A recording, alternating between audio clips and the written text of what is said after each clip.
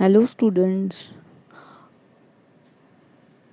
Today we are here for the RD lecture, that is chapter number 2, Water Resource Management and Sanitation, which contains 16 marks in your total weightage of the paper. Earlier we studied the chapter number 1, that is overview of rural development.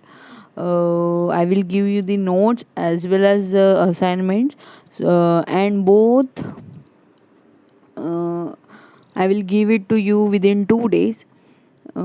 Assignment you should give me in PDF format for whatever will be the time period given to you. Within that time period you have to complete your assignment and send PDF document to the WhatsApp group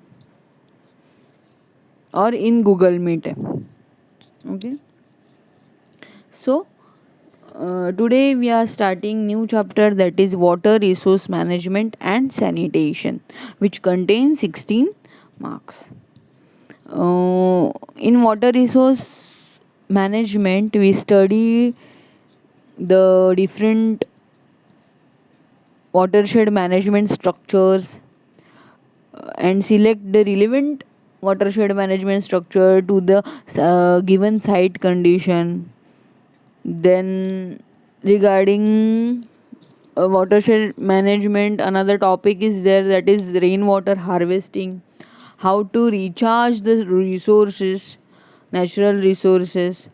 Then what are the types of irrigation system, purposes, layout, what are the component parts of that irrigation system. Then design parameters for laying out the drip, sprinkler and lift irrigation, rural water supply and rural sanitation. These are the contents of this chapter. So today we are studying watershed management structure. There are various watershed management structure. Basically watershed management structure क्या होता है? To For supplying water to the rural area to fulfill the various demands of water, and different types of structures are constructed, and one of that structure is watershed management structure. To fulfill the demands of water in rural area में water का जो भी demand है वो fulfil करने के लिए जो भी स्ट्रक्चर वाटर को स्टोर करने के लिए डिज़ाइन किए जाते हैं उसको बोलते हैं watershed management structure. These structures are constructed to store the water and divert it to the different routes to fulfill the demands of water of the villages. Villages में जो भी वाटर का डिमांड है उसको फुलफिल करने के लिए जो भी वाटर स्टोर किया जाता है एंड डाइवर्ट किया जाता है according to the requirements of water in different parts of the villages, the structures are constructed is known as watershed management structure. गांव में आपने देखा रहेगा पॉन्ड्स रहते हैं या फिर स्मॉल वाटर को डाइवर्ट करने के लिए. अगर रिवर नेचुरल रिसोर्सेस है तो रिवर का जो भी वाटर है वो जा रहा है, लेकिन हम लोग का जो एग्रीकल्चर लैंड है, फॉर एग्जांपल एक फार्मर का एग्रीकल्चर लैंड अवे है रिवर से थोड़ा, तो रिवर से दूर है, तो उसको जो रिवर का वाटर है उसका प्रॉपर यूटिलाइजेशन करने के लिए उसको वो वाटर को डाइवर्ट करना पड़ेगा. तो डाइवर्ट करने के लिए जो स्ट्रक्चर डिज़ाइन करेंगे उसको बोलते हैं वाटरशेड मैनेजमेंट स्ट्रक्चर.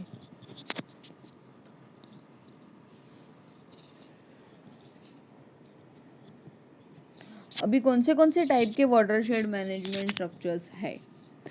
तो बेसिकली वाटरशेड मैनेजमेंट स्ट्रक्चर में क्या वाटर का रिक्वायरमेंट फुलफिल करना है एंड कितना क्वांटिटी डिमांड जो है उसके हिसाब से कितना क्वांटिटी ऑफ वाटर लगेगा उसका एस्टिमेशन निकालना है.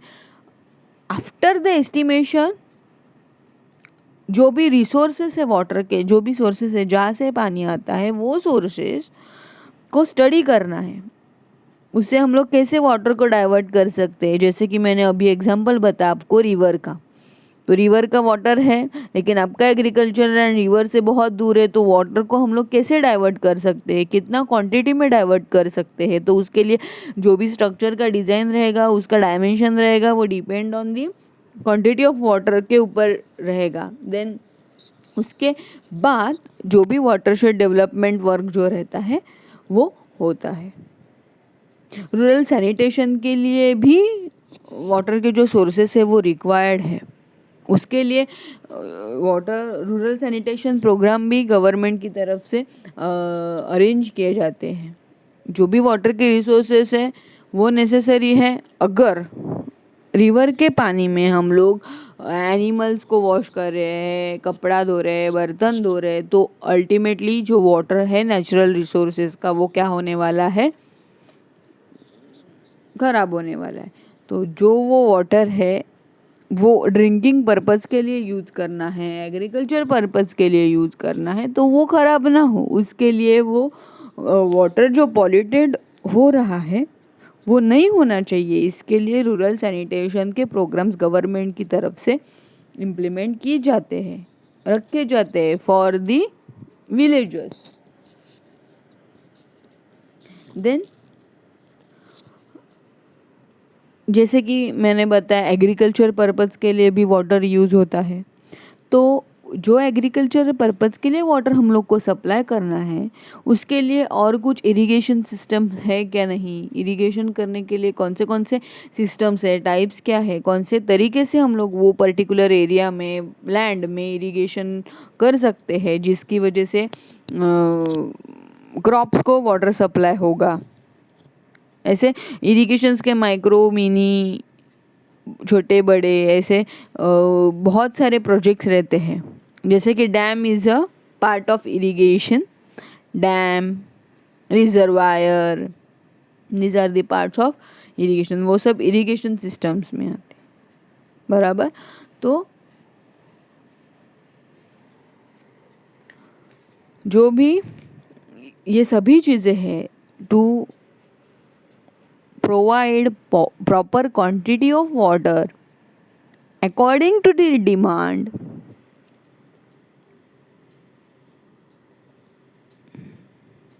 watershed management structures are constructed। Chapter का नाम ही है water resource management and sanitation. तो रूरल एरिया में वाटर का जो रिसोर्सेस है उसका प्रॉपर मैनेजमेंट कैसे करते हैं, उसका रूरल सैनिटेशन उससे कैसे होगा। ये बहुत बड़ा चैप्टर है, 16 मार्क का इसका वेटेज है, बराबर। तो चलो फर्स्ट दिया है मैंने, क्या लिखा है, watershed management structures are as follows. First is KT weir. KT का फुल फॉर्म लिखा है कोल्हापुर टाइप स्ट्रक्चर और Kolhapur type weir. Then second is gabion structure. Next is cement plug, contour bunding, farm pond and underground bandhara. These are the watershed management structures you have to study in this chapter. तो first हम लोग देखेंगे कि Kolhapur type wear क्या है। देखो diagram में आपको दिख रहा है Kolhapur type weir. First point क्या लिखा है, it is a concrete masonry structure constructed across the river to store the water behind it. River के अक्रॉस कंस्ट्रक्ट किया जाता है, जो भी वाटर है वो क्या करने के लिए, बिहाइंड स्ट्रक्चर के बिहाइंड वाटर स्टोर करने के लिए कोल्हापुर टाइप वियर कंस्ट्रक्ट किया जाता है। You can C in this image columns are there which is known as piers. These are the abutment end part. This is the, then at the base there is a slope. At the base there is a slope, slight slope. This portion is this portion having some inclination, that is ये जो है part वो slope में है, मतलब straight column है, फिर and part जैसे कि रिटेनिंग वॉल का स्ट्रक्चर्स रहता है उसके हिसाब से। ऐसे जो पियर्स है वो कंस्ट्रक्ट किया है जस्ट लाइक ब्रिज, एंड यहाँ पे दिया है। अभी देखो अपस्ट्रीम एंड डाउनस्ट्रीम दो पार्ट दिख रहे हैं यहाँ पे। बिहाइंड वाटर क्या हो रहा है, स्टोर हो रहा है, बराबर। वियर के बिहाइंड वाटर स्टोर हो रहा है, और यहाँ पे एज पर रिक्वायरमेंट वो क्या किया जाएगा, एज पर रिक्वायरमेंट वो किया जाएगा use.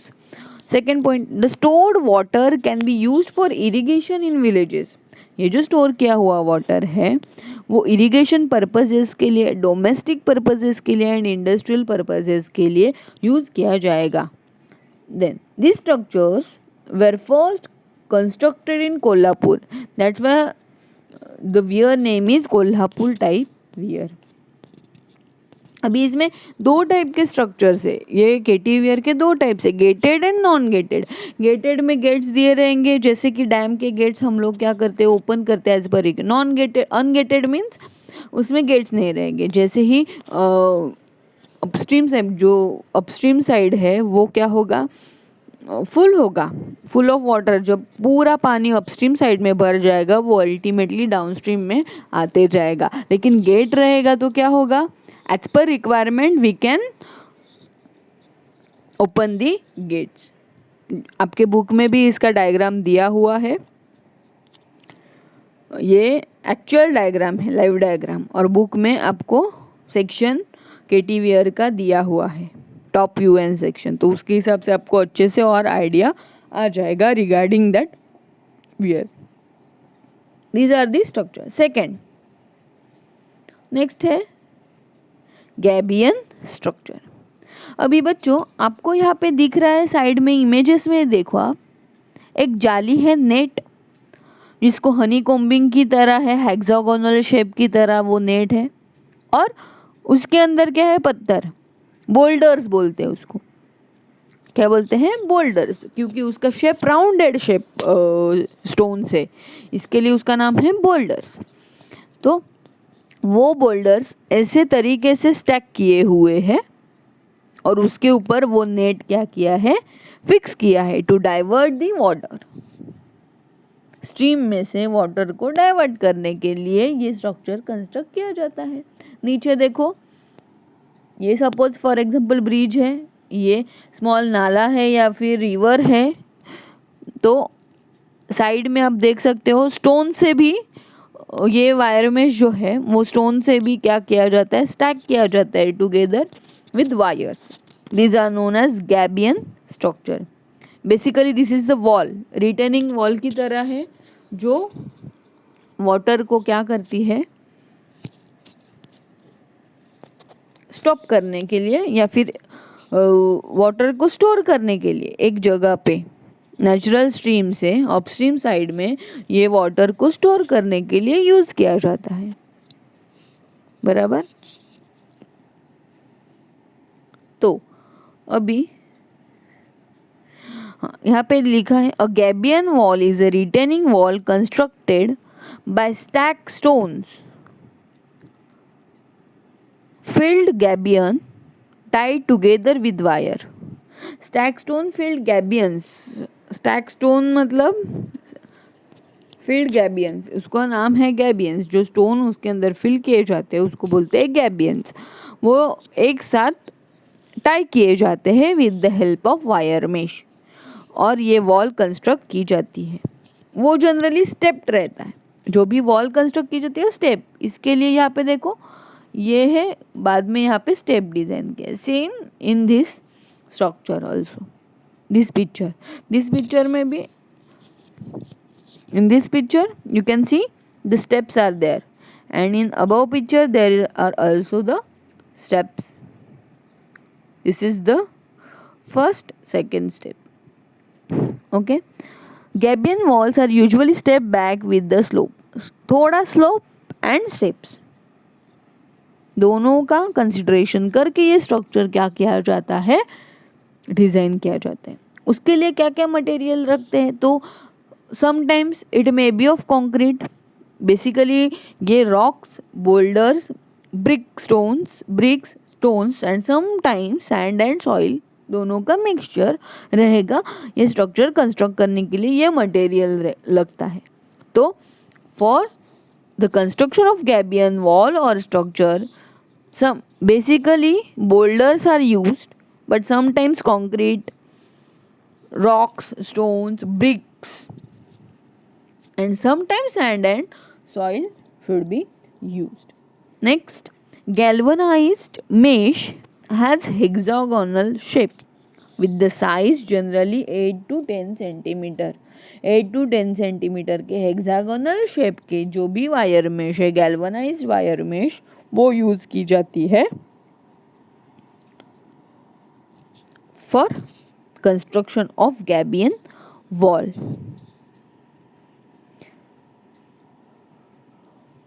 Then what we can say, gabions का जो भी शेप रहता है वो रेक्टेंगुलर और सिलेंड्रिकल टाइप बॉक्सेस बनाए जाते हैं to with the help of galvanized steel wire mesh with the boulders. अभी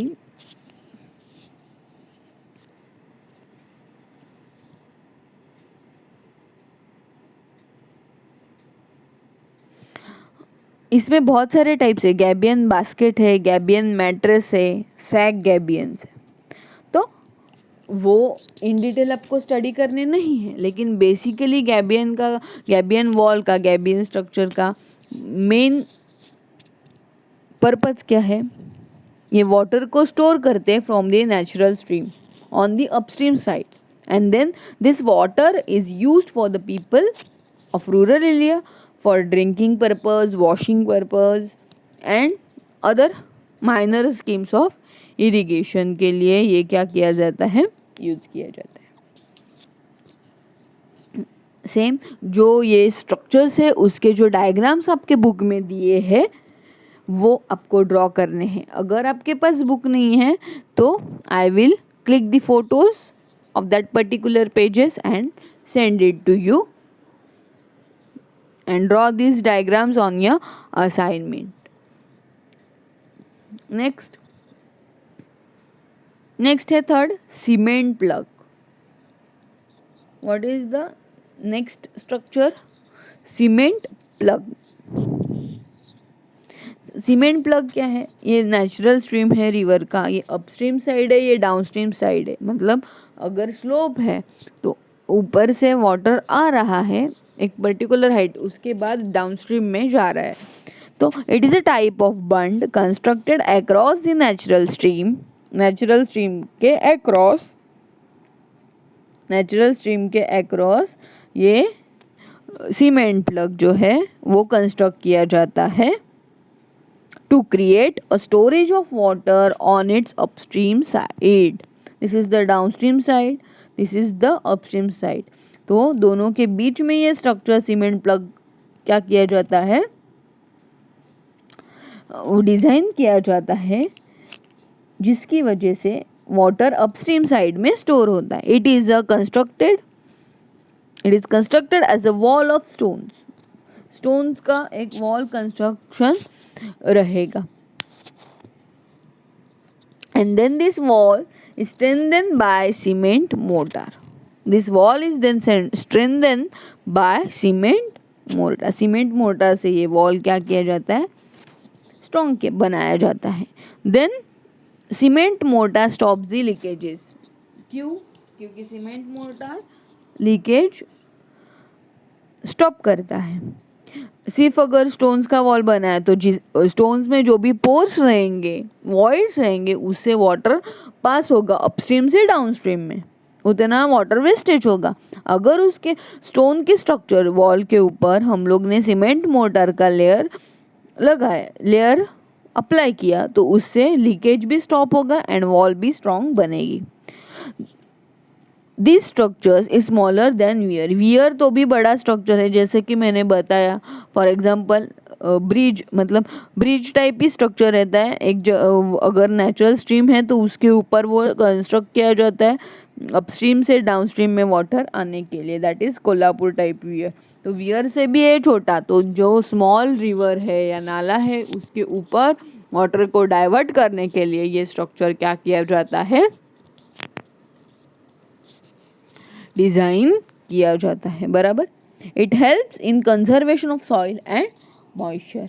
this bunds are built using local stones. वो बर्न, सीमेंट प्लग के बर्न के लिए जो भी मटेरियल लगता है वो क्या है, local stone, clay, bushes and cement mortar across the stream. Across the stream वो क्या किया जाता है, कंस्ट्रक्ट किया जाता है।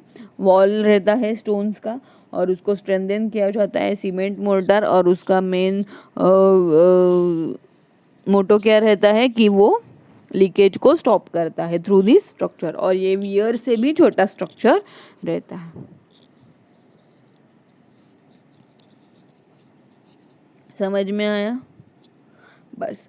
नेक्स्ट है कंटूर बंडिंग।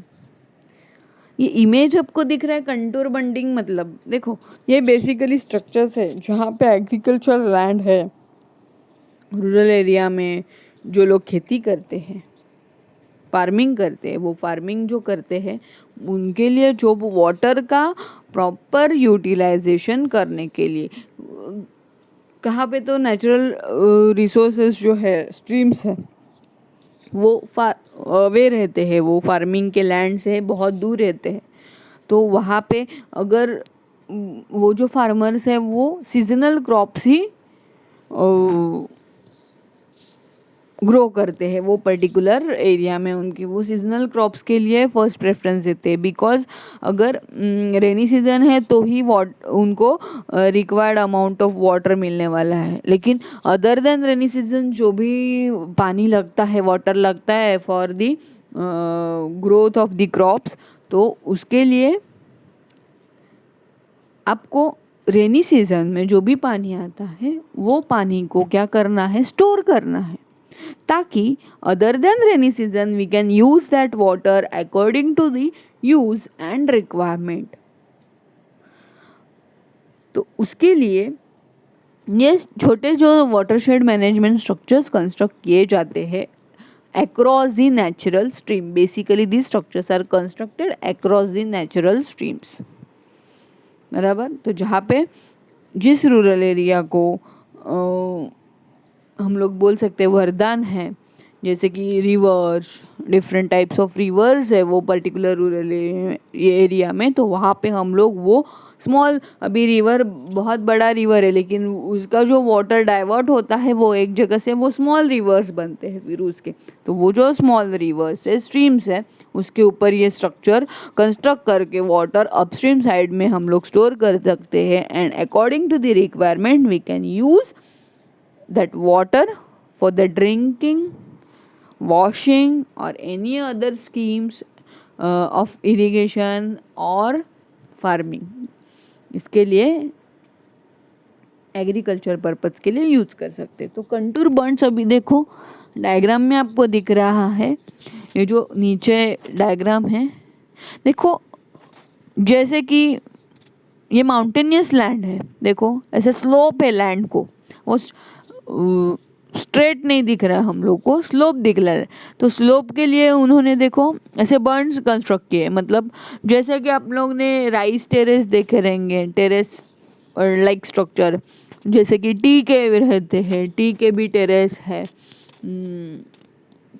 ऊटी में टी के टेरेस है, तो टी ऐसे टेरेस फॉर्म में छोटे छोटे फार्म्स के पार्ट किए हैं अकॉर्डिंग टू द कंटूर। आप लोग ने पढ़ा है कंटूर लाइन कैसे रहते हैं, उसके हिसाब से ही उन्होंने क्या किया है।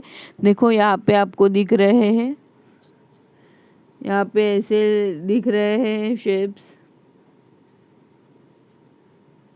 तो ये कंटूर्स है, तो ये कंटूर्स की तरह ये लैंड है और उसको एंड में उन्होंने स्टोन का बंच क्या किया है, कंस्ट्रक्ट किया है to divide the area into the strips.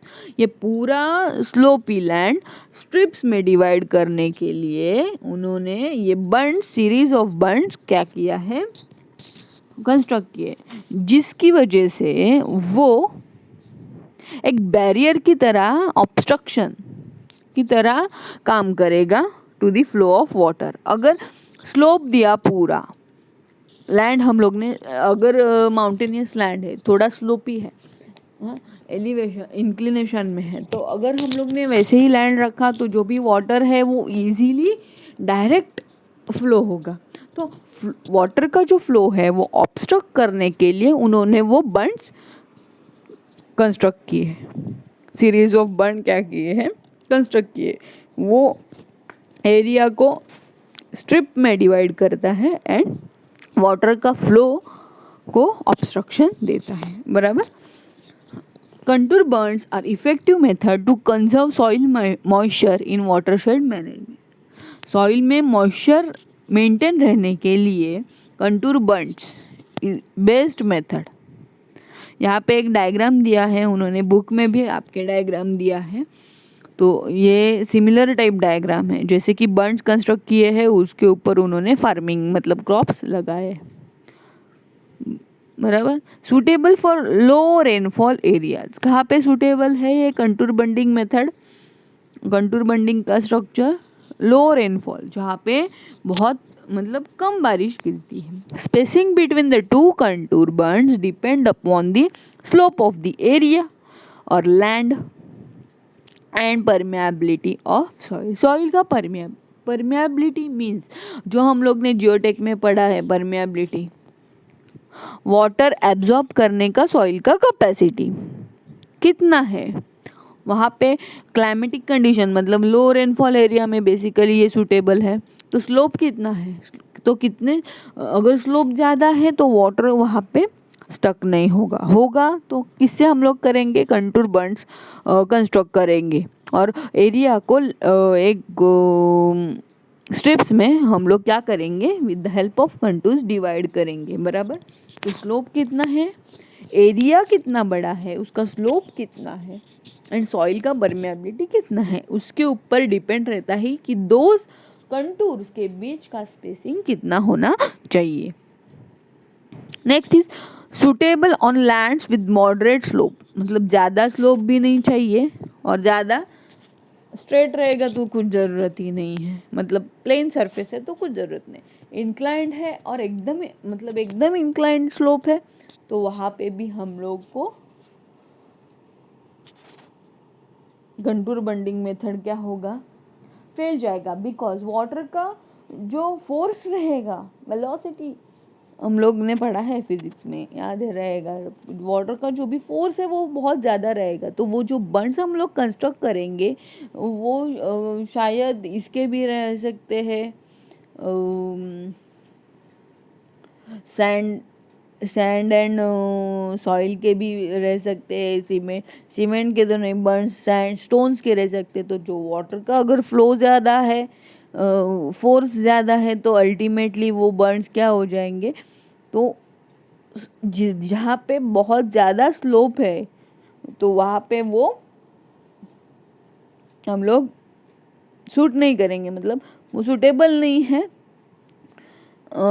एकदम शार्प स्लोप के लिए। Moderate slope with land with moderate slope के लिए कंटूर बंडिंग हम लोग कर सकते हैं। नेक्स्ट है फार्म पॉन्ड। फार्म पॉन्ड का मराठी में फार्म पॉन्ड को बोलते हैं शेत तळे। तालाब सबको पता है, फार्म मतलब खेती, खेत तालाब इसका नाम है। तो बेसिकली फार्म पॉन्ड क्या रहते हैं, देखो यहाँ पे डायग्राम में दिख रहा है आपको कि आजू बाजू में पूरा एग्रीकल्चरल लैंड है और यहाँ पे एक फार्म पॉन्ड आपको दिख रहा है, सॉरी यहाँ पे आपको दिख रहा है फार्म पॉन्ड, दिख रहा है सबको। यहाँ पे आजू बाजू में खेती दिख रहा है, यहाँ पे दिख रहा है फार्म पॉन्ड। तो वो फार्म पॉन्ड है, उसका जो हाइट रहता है बेसिकली वो 5 मीटर से ज़्यादा नहीं रहता है, 5 मीटर से ज़्यादा वो हाइट हम लोग नहीं दे सकते।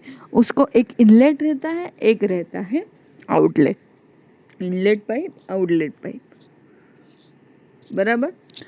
तो और जितना भी एरिया रहेगा उसके एजेस में स्टोन के बंड्स चारों साइड में कंस्ट्रक्ट किए जाते हैं। अभी जहाँ पे वाटर ही नहीं है, जिस एरिया में और जिस रूरल एरिया में रेन मतलब बारिश ज़्यादा नहीं है, वहाँ पे सिर्फ रेनी सीजन में ही आपको वाटर मिलेगा।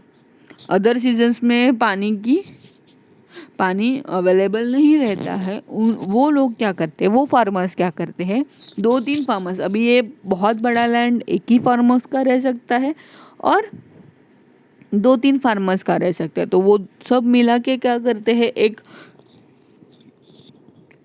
Whole, large hole. Farm pond का मीनिंग क्या है? Farm pond is a large hole dug out in the अर्थ।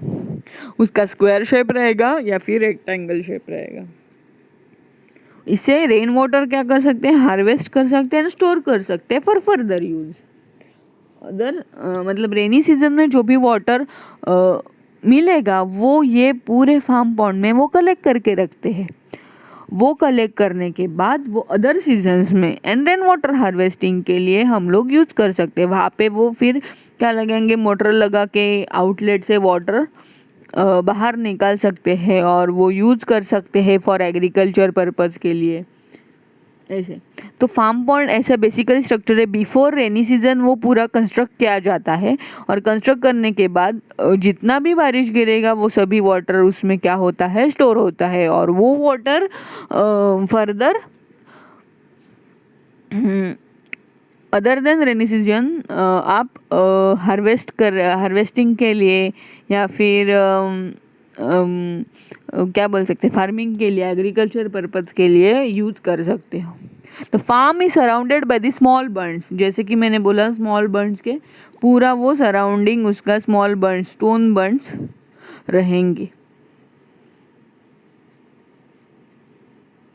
क्योंकि जो भी सॉइल इरोजन होगा, साइड का जो सॉइल एक्सकावेट करने के बाद, होल एक्सकावेट करने के बाद जो साइड का सॉइल है वो क्या हो जाएगा, सेटल हो जाएगा। तो वो सेटलमेंट ना हो इसके लिए साइड में क्या करते हैं, स्टोन बर्न्स कंस्ट्रक्ट किए जाते हैं टू प्रिवेंट द इरोजन। तो बेसिकली फार्म पॉन्ड आपको अभी इसमें समझ ही आया होगा। इसके पॉइंट्स देखो, farm pond is a spelling गलत हो गया। Farm pond is a large hole dug out in the earth. एक बड़ा होल एक्सकावेट किया जाता है, स्क्वायर और रेक्टेंगल शेप रहता है, मैंने जैसे बताया आपको। Then it harvest rain water and store it for the further use. Further use के लिए वो स्टोर किया जाता है। It has the an inlet to regulate the inflow regulate करने के लिए एक इनलेट पाइप रहता है and outlet to remove the excess of water. Excess of water बाहर निकालने के लिए आउटलेट दिया जाता है। The farm pond is surrounded by the small Burns to prevent the erosion. Small stone bunds पूरे फार्म पॉन्ड का जितना एरिया है उसमें at the corner, all surrounding corners construct किए जाते हैं to prevent the soil erosion. Depth of the pond shall not be more than 5 metre. 5 metre से ज़्यादा, मैंने स्टार्टिंग में ही आपको फर्स्ट वर्ड ये यूज किया। The sides of the pond should be sloped for stability. Sides slopy रहेगा ताकि स्टेबिलिटी मेंटेन रहे। एकदम स्ट्रेट आप पूरा होल एक्सकावेट डग आउट नहीं कर सकते, उसको थोड़ा स्लोप देना पड़ेगा to maintain the stability. A small settling at the inlet will help to remove the silt and the pond can be cleaned more easily. अभी इनलेट में यहाँ पे सेटलिंग पिट अटैच किया हुआ है। सेटलिंग पिट अटैच करते हैं मतलब क्या, वहाँ पे जो भी सिल्ट है, अदर देन वाटर, जो भी मिट्टी है, कचरा है, वो सब बाइफरकेट हो जाता है, जिसकी वजह से क्लीन वाटर अंदर पॉन्ड में कलेक्ट होता है। तो वो इजीली कर सकते, क्योंकि एरिया अगर बड़ा है तो क्लीनिंग के लिए बाद में बहुत दिक्कत आएगी। इससे लिए जहाँ से इनलेट है पॉन्ड का, वहाँ से वो सेटलिंग टैंक, सेटलिंग पिट अटैच किया जाता है, जहाँ से वाटर अंदर आता है, सिल्ट रिमूव होता है एंड पॉन्ड इजीली क्लीन होता है। बराबर। And last but not the least, अभी और एक इसमें है, लास्ट है अंडरग्राउंड बंधारा। बंधारा ये देखो, ये रिवर है, बहुत दूर से एक नदी आ रही है, ये अपस्ट्रीम साइड है, ये इसका डाउनस्ट्रीम साइड है। इसके नीचे नीचे जाओगे तो वो गांव में जो भी एग्रीकल्चर पर्पज़ के लिए वो वाटर क्या होगा, स्प्लिट्स होगा अलग अलग एरिया में, और सबको वो पानी यूज़ करने मिलेगा। अभी ये जो वाटर है, ये देखो अपस्ट्रीम साइड है, ये स्टोर किया हुआ वाटर अपस्ट्रीम साइड में, फिर ऊपर से फ्लो हो रहा है। एक ऐसा सीमेंट लाइक स्ट्रक्चर है वॉल की तरह, स्टेप फॉर्म में। It is an underground structure across the नाला बेड, नाला या river, to function as a barrier to check the groundwater movement। groundwater movement कितना है, groundwater table increase हुआ है कि नहीं, उसका जो प्रॉपर फंक्शनिंग है वो चेक करने के लिए हम लोग underground structure across the nala construct कर रहे हैं to increase the ground water table. It is an impervious barrier to obstruct ground water flow below the nala और natural stream bed. Natural stream मतलब छोटा नदी नाला है, तो उसका जो ग्राउंड वाटर फ्लो है वो ऑब्स्ट्रक्ट करने के लिए एज अ बैरियर ये अंडरग्राउंड बंधारा काम करता है। देखो अगर बंधारा हम लोग ने कंस्ट्रक्ट नहीं किया फॉर एग्जांपल, तो ये वाटर क्या होगा, ultimately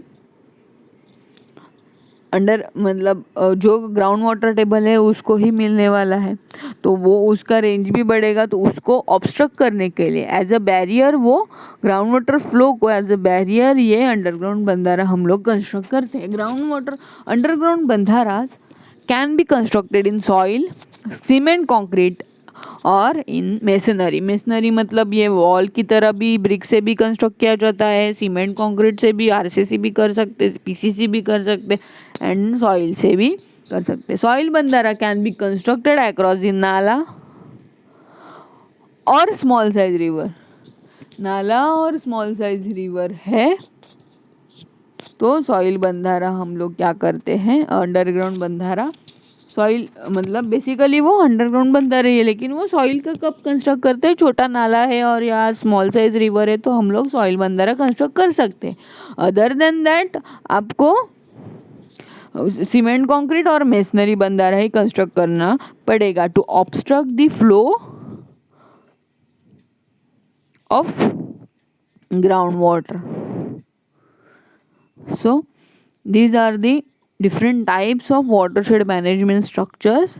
First we studied Kolhapur type structure, second is Gabion structure, third is cement plug, then contour bunding, farm pond, and last one is underground bandhara. These are the basically six type of structure which we already studied. So in next lecture we will see the another content. What is the content? Number 2, that is rainwater harvesting and recharging the sources. We will study in the next video lecture. I will give you the notes of chapter number 1 and assignment of chapter number 1 within 2 days.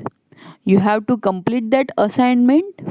I will give you the date. On that date, you will send the PDF of your assignment on our WhatsApp group. Thank you.